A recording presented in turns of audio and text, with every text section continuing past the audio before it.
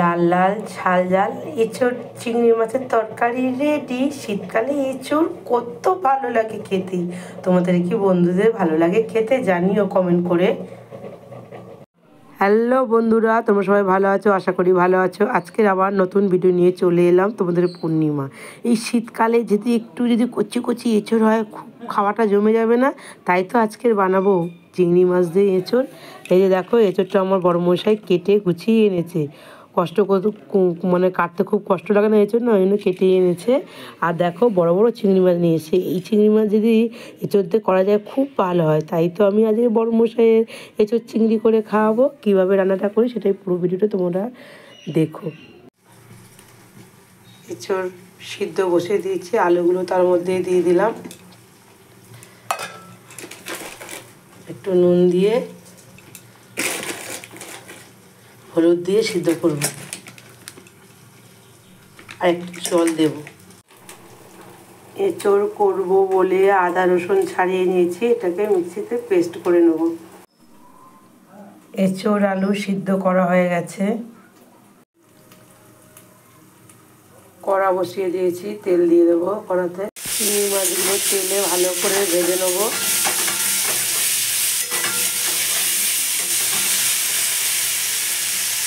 চিংড়ি মাছগুলো হালকা হালকা ভাজা হয়ে গেছে, তুলে নেব। তুলে রেখে দিচ্ছি।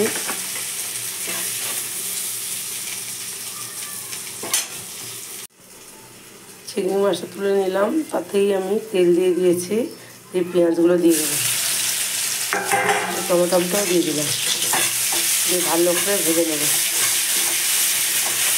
একটু নুন দিয়ে লাল লাল করে পেঁয়াজটা ভেজে নিই। টমেটোটা এখনো ঘাঁটবো না, পেঁয়াজটা ভাজা হয়ে যায় তখন টমেটোটা ভেজে দেবো। পেঁয়াজ টমেটো মশলা কষাই হয়ে গেছে, ভাজা মতন হয়ে গেছে। ওই মশলা বাটাটা দেবো, আদা রসুন পেস্টটা দিয়ে দিই।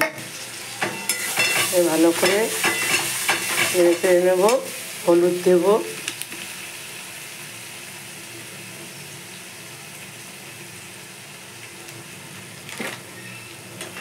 হলুদটি ভালো করে নেড়ে নিলাম। এবারে দেবো লঙ্কার গুঁড়ো, ঝাল ঝাল হবে এঁচোড় তো, ঝাল ঝাল ভালো লাগে। এবারে দেবো চিকেন গুঁড়ো,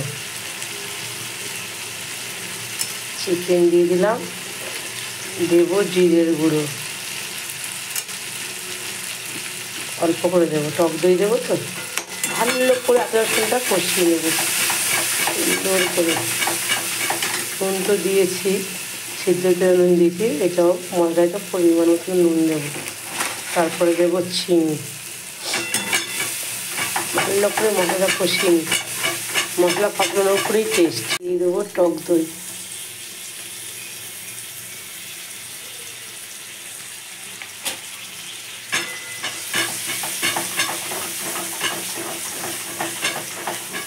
প্রায় হয়ে এসছে। চিংড়ি মাছগুলো দিয়ে দেবো, চিংড়ি মাছ দিয়ে ভালো করে আবার কষিয়ে নেব। আচ্ছা বন্ধুরা, তেল ছেড়ে গেছে, তেল ছেড়ে গেছে। এবারে এঁচোড় আলু সিদ্ধটা করা ছিল তাতে দিয়ে দেবো।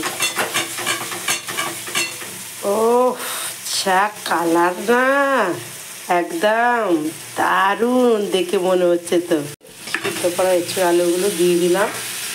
তোদের কার কার এই শীতকালে এঁচোড় খেতে ভালো লাগে? আমার বড়মশাই তো প্রচুর প্রিয়। বড়মশাই যেটা ভালোবাসে সেটা সব সময় করে দেওয়ার চেষ্টা করি, সব সময়। নিজে না খেয়ে ওর জন্যে আমি সুন্দর করে গুছিয়ে খেতে দিই। তারপর আমার ভাগের খাবার ওকে গুছিয়ে রেখে দিই, এরকম একটা ব্যাপার। বড়মশাই যদি খেলে মনে হয় আমার খাওয়া হয়ে যায়। সিদ্ধ করা এঁচোড় আলুগুলো দিয়ে দিলাম।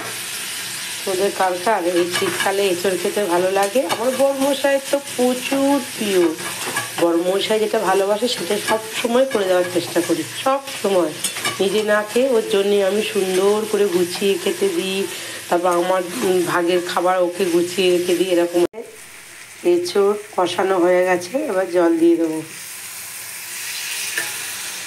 তাড়াহুড়ো করে রান্না করতে, দোকানে কাস্টমার দাঁড়িয়ে আছে। আসছি, দেখো না, একবার করে দোকানে যেতে একবার করে রান্না করতে হবে। ভালো তরকারি আবার করতে হবে, না করলে বড়মশাই বলবে কী করেছো। একটু খাবো দুপুরবেলা, ভালো করে না খেলে হয়? এটা রাস্তা করবো, আমি কাস্টমার ছেড়ে আসি। যে প্রায় হয়ে এসছে, ঘি দিয়ে দেবো।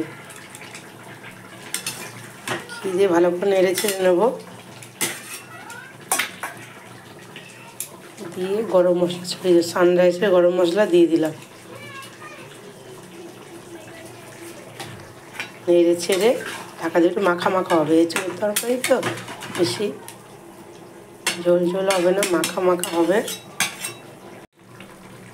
ঘি গরম মশলা দিয়ে দিয়েছি, রান্না রেডি। এবার লাফিয়ে নেবো, এক থালা ভাত নিয়ে খেতে বসে যাবো। চিংড়ি মাছটা খেয়ে দেখি কেমন হয়েছে, না খেলে কি করে বলবো বলো, রান্না তো করেছি দেখে হেব্বি লেগেছে, খেয়ে দেখি এবারে।